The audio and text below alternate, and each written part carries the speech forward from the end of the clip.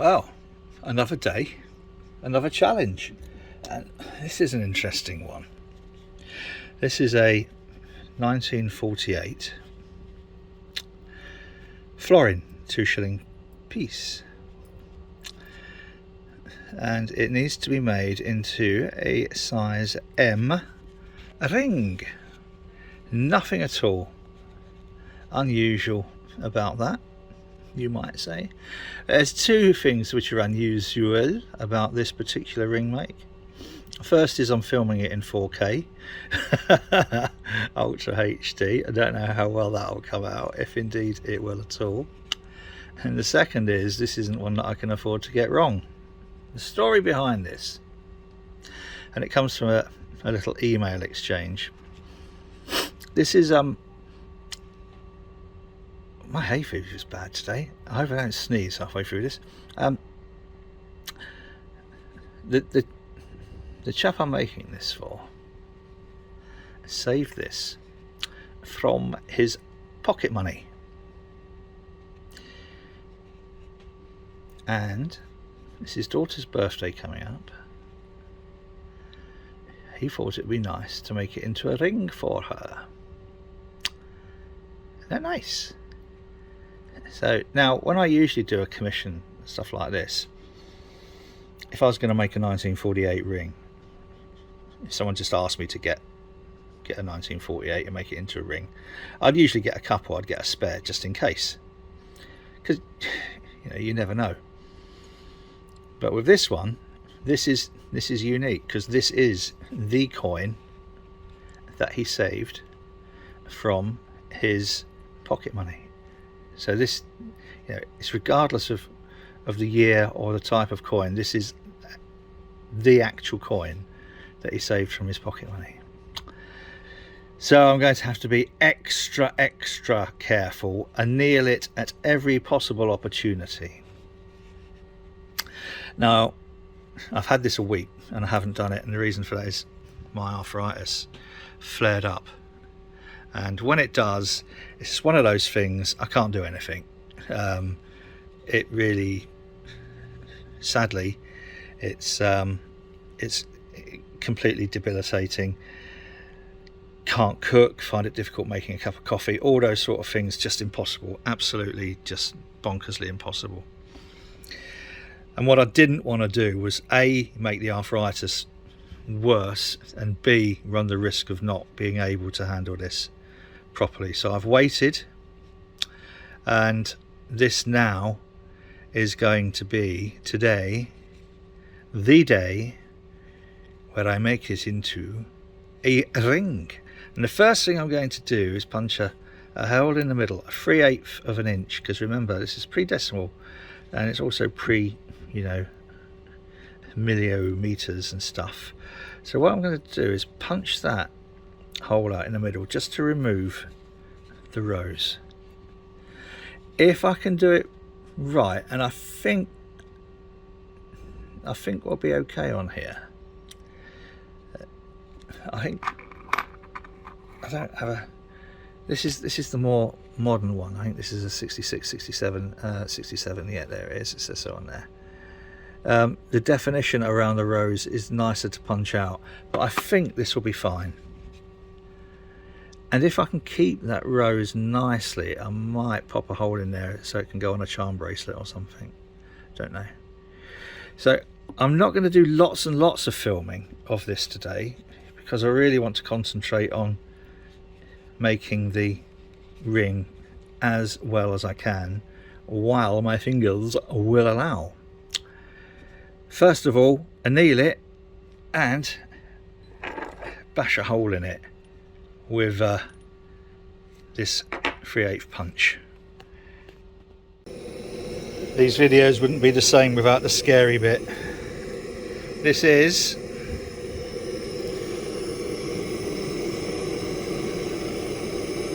where we start the entire process. Now, annealing, I know I've covered this in lots of other videos, but essentially annealing takes a hard metal and makes it softer. And as you work it and manipulate it, it goes through a process of what's known as work hardening. Now even this last week would have been impossible. I wouldn't have been able to hold these. But today, not too bad. That's why I've got all these waiting to be ring-didded. So, safety first. Turn off the gas here and on the bottle. Dry that off. And then, look at that. Looks a bit different now, doesn't it? Oh, you ruined the coin. Next we plonk it into this particular wonderfully engineered bit of apparatus. That cone will then pull the coin dead center, and we then do this. So this is a 6-ton press, so we're applying 6 tons of pressure to push that.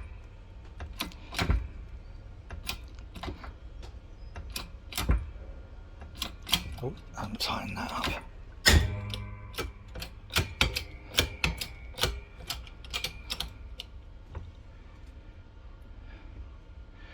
And there, in there, oops, is the punch it outed bit. Look at that. So I'm going to put that in a little envelope. I might come back to it later. And I've got a sticker to go on there that says the bit from the middle, so we don't want to confuse it with any other bits from any other middles.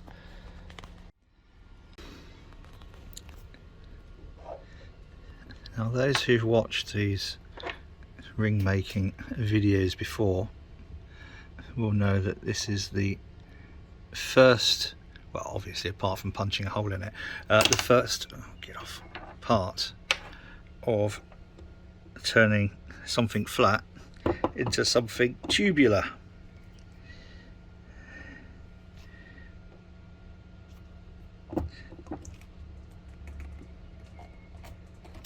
And that's all I'm going to do on that. A tiny amount of fold. And that's all for that very first part. Then we anneal it again and again and again, and gradually we keep, let's move that out of the way, we keep pushing it through these ever decreasing kilns or dies with these fibre. And the reason for that is fibre doesn't destroy the lettering inside, whereas a metal folding cone, metal against metal, would completely obliterate all of the inside, because this will be the inside of the ring. That I think that size punch for the centre is about perfect. If we look at how it's followed the crescent of the crown on there, obviously this will be stretched out. How good is that? Right, so I'm now going to start. I've obviously polished, cleaned and deburred and polished the inside of here. I'm going to take my time over this. I did tell the chap a couple of hours. I think I'm probably going to spend a little bit more on there. I'm not going to charge him anymore, but I'm going to spend a little bit more time on this because I just want to be absolutely sure at every stage that nothing is going to go wrong. As I said earlier, you know, someone asked me to go and get a 1948 Florin, I'd buy a couple just in case, but this ring is absolutely unique. This is the ring that he saved from his pocket money. I think that's really sweet. I love stuff like that. I really kind of, that makes doing this even more fun. So I'm not going to do a huge amount more video now because I really want to concentrate on getting this right. It's what we about 11 o'clock in the morning. So I shall do that and come back when it's slightly more a ring-shaped ring.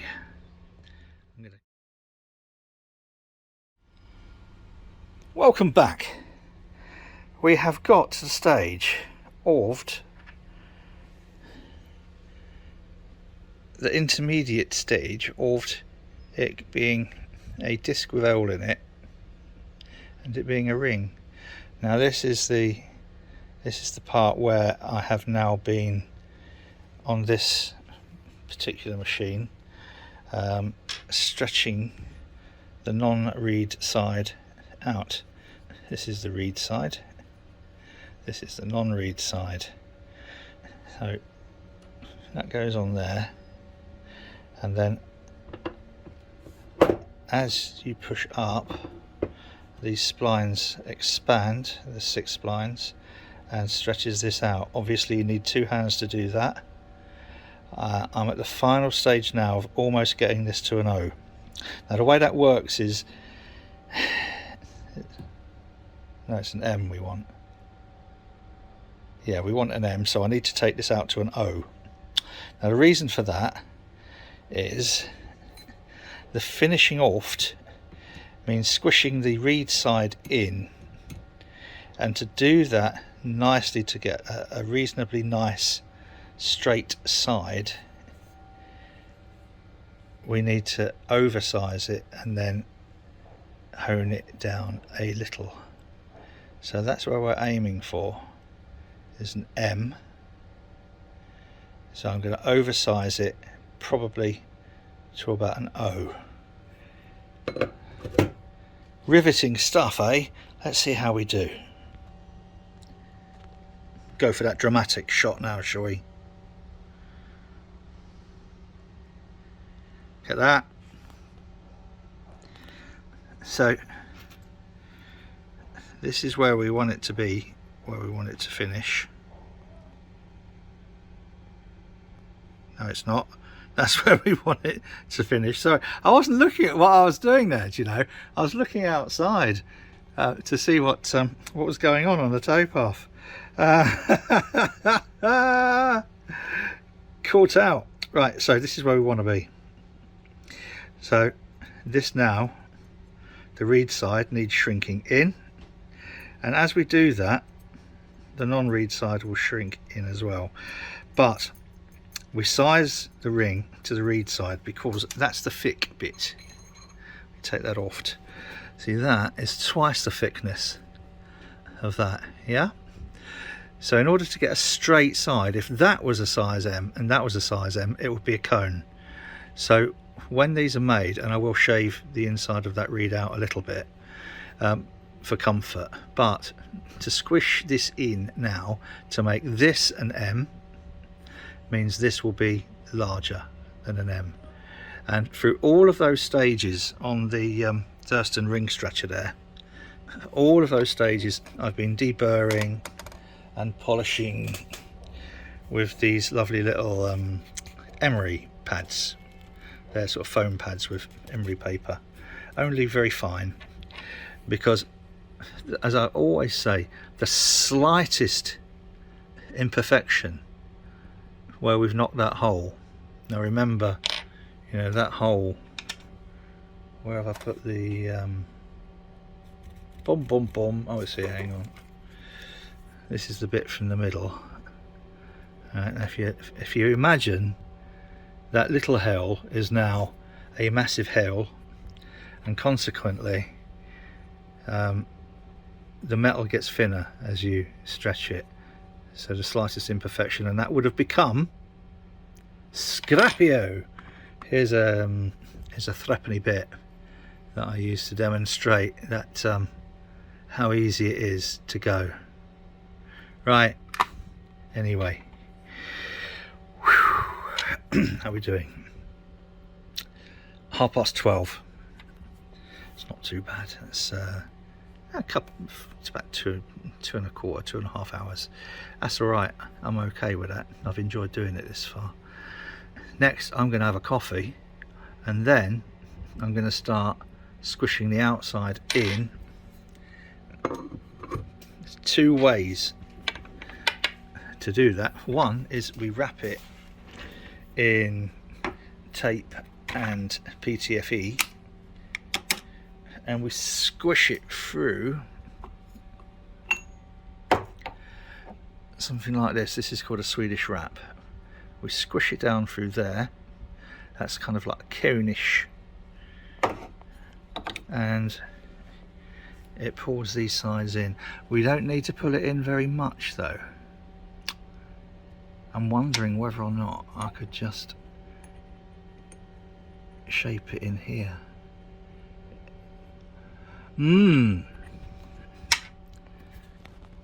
Coffee. I have decided if I'm going to spend some time on this, I might as well spend some quality time and shove it through a cone for a Swedish wrap. And that entails wrapping it first in PTFE tape. This is to cushion it against the metal, because what we don't want to do, metal on metal, would just leave a nice shiny sort of bit of tube. So this is to protect all of the detail on the outside. So first wrap it in PTFE tape, and then add some electrical tape, and to ensure that it pushes down level and the Delrin plastic push rod doesn't slip off, we need to remove this. Again, if you've watched any of these videos before, you will know what happens here. So line that up. Let's give it a quick, that's all, and that pushes the reed against the metal of here, and if you can see around the edge there, then removes. How good is that? So this now, probably in here, yep. So I'm going to put some coconut oil. All of my work is vegan, boys and girls.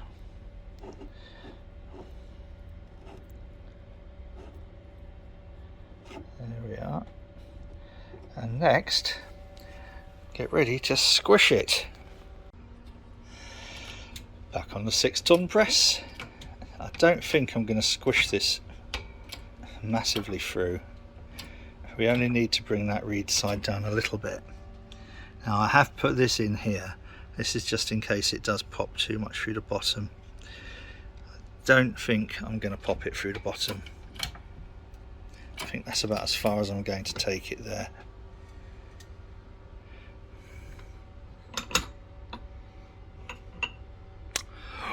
Oh, exciting, eh? Oops. Use 2 hands, Martin. Use 2 hands. I will, I promise. One day I'll set a proper camera system and tripod up when I pretend to be professional and know what I'm doing and all that sort of stuff. Oh, the big reveal. I should be able to do this one-handed. Do you know, I'm not going to do it one-handed. I'm going to do it two-handed because my fingers, don't you know, my fingers. Ooh. Now this is where we check the size on the reeded edge and see how close we are. Come on, focus, darling. Oh, we are so not far off there, look. I'm getting good at this, aren't I? So that now, that outside reed edge is where we want it. What we do now is stretch the non-reed edge out so that it's less of a cone and more of a ring shape. But, you know, I don't need to stretch the reed edge anymore, because let's pop that back. To make this more comfortable to wear, if you see on the outside where the reed sticks out, well, that's the same on the inside as well. So there's this ridge just around the rim there. Let me show you with this. So all the way around here, there's a ridge that sticks inward. I am going to get the Dremel. Other multi-tools are available, and I'm then going to shave off most of that ridge there that you see. Just makes it slightly more comfortable to wear. I'm not going to take it all off. I'm just going to sort of take the main ridge away.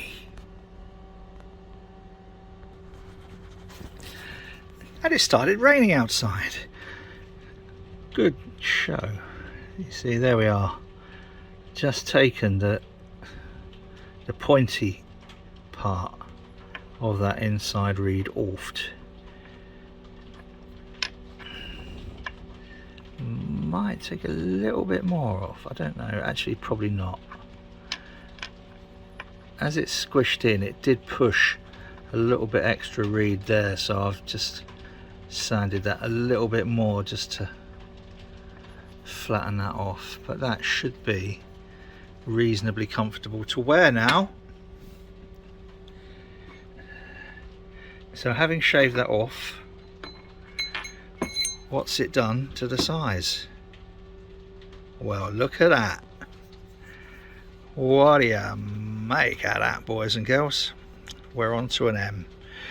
Next, I need to just open out the non-reeded side a little bit to make it more ring-like and less cone-like. But first, what do we do before stretching it? Of course, set light to it. Right, it's not setting light to it. It's a good job I cut all the annealing out, otherwise you'd have had about 20 sessions of blowtorch, which wouldn't have made for a very exciting video, boys and girls. Okay, safety first. Off there, double check. Here we are. So this is the final stage of the forming of the ring, which of course I'll need to do with two hands. Going for the dramatic shot again, look. It's a perfect M. Oh, I did taking my time on that, but oh, very happy with the way that has turned out. Let's put a nice little chamfer on the reed. Wow, look at that.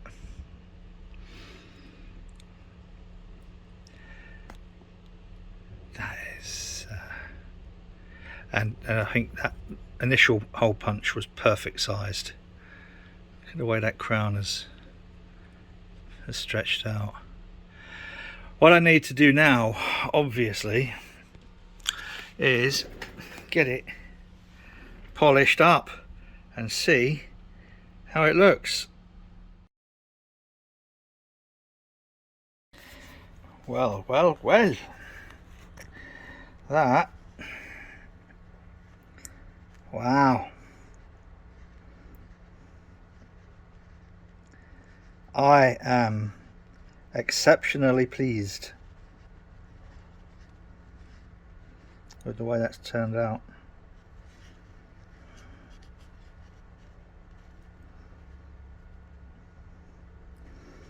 The reed, yeah,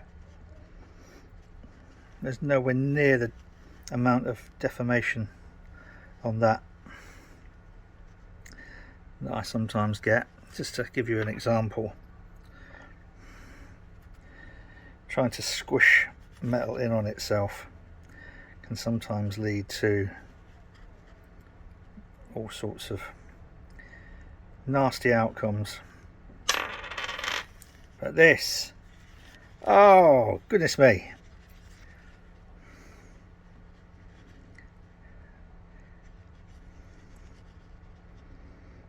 I'm happy with that. Unfortunately, I couldn't really keep a whole lot of the internal detail, but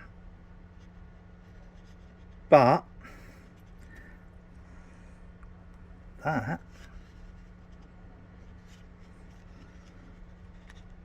I'm happy with that, and I think just the right amount of patina on there to bring out the detail.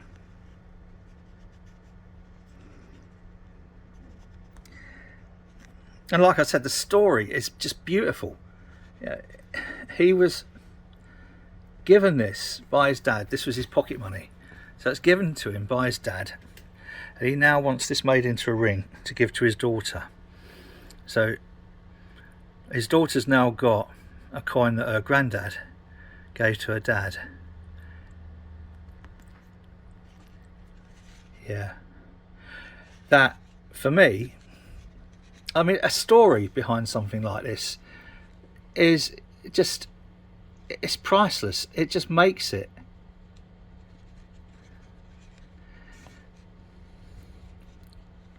Good show. Right, where are we? 10 to 2. Yes. 10 to 2. I'm going to have some lunch. Wow. Yeah, really have enjoyed this. And paying that little attention to, you know, just because I couldn't, there was no way I could allow this one to go wrong. I just couldn't do. So, God, we're pushing 4 hours. But it was an enjoyable 4 hours, and my fingers, this is the thing, you see, that I always have to now be very careful. Supposedly with arthritis, with quite crippling arthritis, the more you can use the joints the better, which is why I try and encourage people to engage in an activity similar to this, to try and keep some of the movement there. Otherwise I think you just seize up. And the long-term plan is to be able to offer this type of activity to patients through the Boathouse Social. I'll put a link in the description to the joining page for Boathouse Social. I don't think I need to plug it anymore. I've plugged it quite a lot. But I'd be able to offer this to people and to patients, and I think, you know, it is it's a beautiful thing to do with an old coin. Anyway, right, that's it for now. I'm going to put that something like that. And that'll be the thumbnail, I expect, for the video, when the video goes onto YouTube. But there we have a size M, very special, very unique, and beautiful story behind it. Size M coin ring. If you like this nonsense, please do think about subscribing to the channel. It'd be lovely to have you. And if you click the little thumbs up thing, it tells YouTube that this video might be worth watching. So the more people click the thumbs up, the more YouTube recommends this video to other people. Brilliant. Whatever you're doing, do it safely, boys and girls, and cheers.